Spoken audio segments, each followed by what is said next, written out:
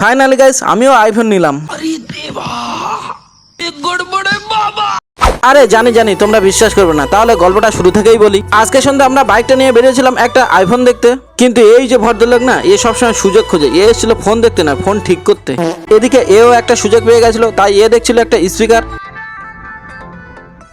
এই স্পিকারের সাউন্ডটা না প্রাইস হিসেবে যথেষ্ট ভালো ছিল, তাই এটা ও নিয়েছিল। যাই হোক, ওদের কাজটা তো কমপ্লিট করলাম এবং আমি এসেছিলাম আমার সেই ড্রিম পূরণ করতে। আর এই যে দোকানে এসেছিলাম না, এই দোকানটা সবসময় ভিড় হয়, আর তার কারণটা হলো এটা হলো সেকেন্ড হ্যান্ড মোবাইলের দোকান। এখানে যথেষ্ট কম দামে ভালো মোবাইল পাওয়া যায়। যাই হোক গাইস, এই যে আমার হাতে ফোনটা দেখতে পাচ্ছ না, এটা ছিল আইফোন 13, কিন্তু এর দামটা বেশি থাকায় দোকানদার বলছিল তুমি এই ফোনটা নিতে পারো। কিন্তু আমার ড্রিমটা তো তোমরা সবাই জানো, আর এটা ছিল আইফোন 12। ভেবেছিলাম এটার দাম কম হবে, কিন্তু এটার দাম শোনার পর গাইস কি বলবো, ফোনটা যেখানে ছিল সেখানেই রেখে দিলাম।